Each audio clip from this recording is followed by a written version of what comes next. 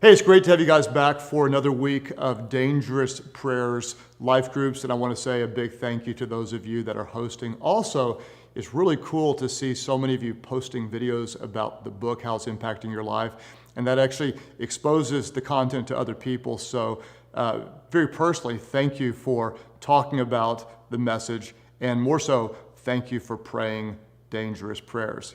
Guess what? Of the 4 new ones, this is probably, for most people, the most difficult one. We're talking about break my heart, oh God. We're looking at Jeremiah. We're looking at other people in the Bible that had a real burden. And so it may get a little bit heavy in this discussion, and that's actually a good thing. And I pray it moves people to action, which is even a better thing. So let's start it off kind of light. And what I'd love to do is have you talk about kind of your pet peeves. This isn't necessarily the big broken heart burden, but just for fun, let's talk about something that's rather small, maybe even insignificant, that bothers you, gets on your nerves. Now, if it's the person sitting next to you, let's be really polite. This is life group. We're going to show love. But let's just talk about what gets on your nerves, what's annoying to you. For me, there's lots of different things. If anyone ever tells me to chill out, that's a really big mistake. Don't do that as a joke. Don't test me. The middle finger, evidently, maybe when I was a child, I was abused with middle fingers and it's just blocked in my mind. That's something that's not ever a good thing to test with me. And then quite honestly, just like slow moving people during work hours, like, do you not have something to do? Kind of makes me crazy. La da da da da da da da. Am I paying you? Get back to work. Those are some things that annoy me. So just for fun, and I promise you we'll get even way more serious in a few moments, but what are some insignificant things that often annoy you?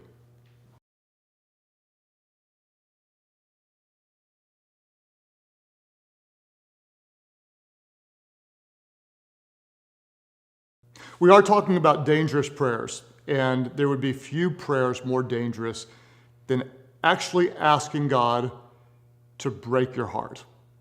This goes against everything that we're programmed by culture. Culture tells us that life should be easy, you deserve better, let's pursue comfort. Why in the world would we ever ask God to break our heart?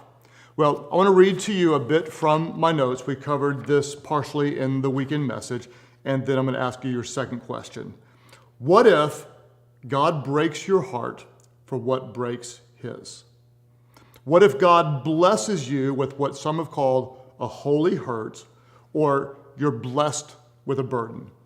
In my notes, I said this: comfort never once moved me to action. More luxury in life never shook me to care more about those who are suffering. A pain-free day never made me more like Christ. What does pain do? Pain purifies, suffering strengthens, and trials actually teach you to depend on God. What I'd like for you to do is just to think about this, and you can kind of unpack it and process it even out loud with those around you. But what is it that truly breaks your heart on behalf of God? You may look at this from one of 2 different sides. One might be like, what do you like righteously love? What is it that ignites you with passion and excitement when you see it happen? And then the opposite would be, what breaks your heart? What gives you this righteous anger? What makes you, almost on behalf of God, say, no, that's not right, not on my watch, not if I can't do anything about it? What is it that breaks your heart? What I found is a lot of times we'll kind of know what that is, but it's easier to push that pain aside and try to ignore it, or try to medicate it, or try to pretend like it's not there. What I want to do is just ask you to acknowledge it and to embrace it. What is it that breaks your heart on behalf of God? Let's go ahead and take a moment, think about it, talk it through. This could be the beginning of something very, very special. Your burden might lead to you being a blessing to others. What is it that breaks your heart on behalf of the heart of God?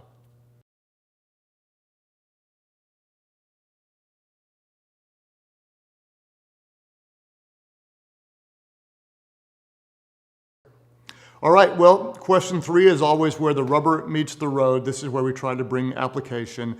And I want to remind you that one of the most important things you ever do when you gather together is seek God together in prayer. So Make sure you leave time at the end of this question to pray. I know sometimes at our life group, we'll talk and talk and talk and talk and talk all the way up to the end, and then the prayer is like almost an afterthought. Don't do that. We're praying dangerous prayers. We've talked about the things that annoy you. That's kind of fun and lighthearted. Then we talked about something more significant. Where is it that on behalf of God, you ache along with the heart of God? Now what I want to do is remind you that Scripture says we don't just hear the word, we're doers of the word. We want to have faith in action. One of the reasons why you might be so bothered by something on behalf of God is because God has uniquely called and equipped you to do something about it. Let me be really, really clear. This doesn't mean that you have to start some nonprofit. You might, but you could join up with other people who are doing something similar to what's on your heart.